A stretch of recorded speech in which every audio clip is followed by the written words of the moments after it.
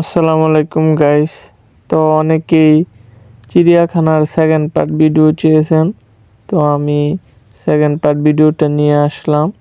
তো দেখতে থাকুন, আর ভিডিওটা কেমন হয়েছে কমেন্টে অবশ্যই বলে যাবেন।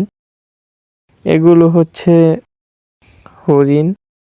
এই যে এখানে হরিণেরা বসবাস করে, থাকে, খায়, ঘুরে। আর এগুলো অন্য জাতের হরিণ, মায়াবী হরিণ, অনেক সুন্দর দেখতে, আমার দিকে তাকিয়ে রয়েছে। আমার দেখে মন চাইছে একটারে দুই আদর করি, কিন্তু সামনে বেড়া দেওয়া। এটা হচ্ছে কুমির।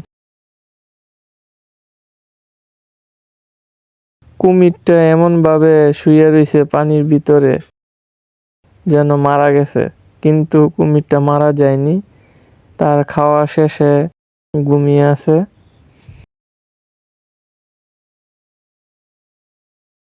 ওই যে ওই পাশে আরেকটা কুমির।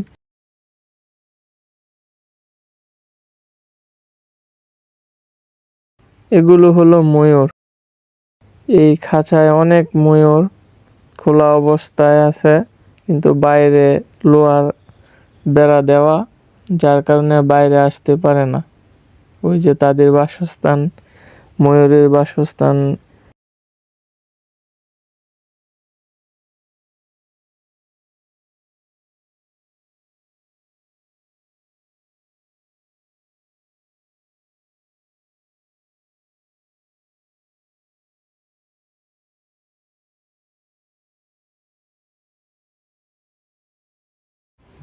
এই পশু পাখি দেখে চিড়িয়াখানা থেকে আসতেই মন চাইছিল না।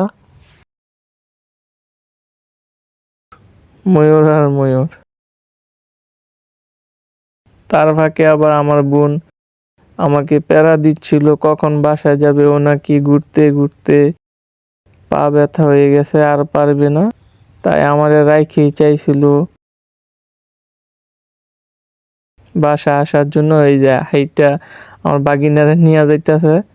এই যে আমার বাগিনা দিছে দূর, আমার বোনেও। তারপর বানর, এটা হচ্ছে ফিমেল বানর। ওই যে এক বানর আরেক বানরে উকুনাইনা দিতেছে। বানর চিড়িয়াখানায় গিয়ে যদি না দেখতে পাওয়া যায় তাহলে আসলে খুবই দুঃখজনক, কিন্তু আমি দেখতে পেয়েছিলাম। জলহস্তী, জলহস্তী গুলাই পুকুরের মাঝে গোসল করতেছে। এই যে খেলতাছে, একটায় ডুব দেয় আবার বারোয়। আর সাথের গুলাই মানুষ দেখতেছে, মানুষে ওদেরকে বিরক্ত করে কিনা। তো আপনারা যারাই চিড়িয়াখানায় যান, আসলে দূর থেকেই দেখবেন, ওদেরকে বিরক্ত করবেন না। কারণ বিরক্ত করলে ওরা আসলে ক্ষিপ্ত হয়ে মানুষকে আক্রমণ করতে পারে।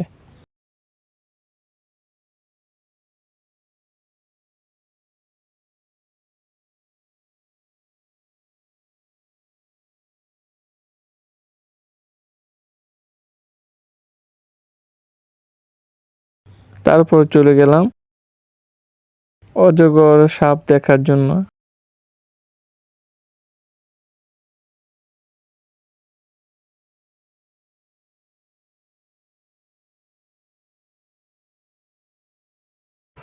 তো এখানে এই ভিডিওটা শেষ। সবাই ভালো থাকবেন। আল্লাহ হাফেজ।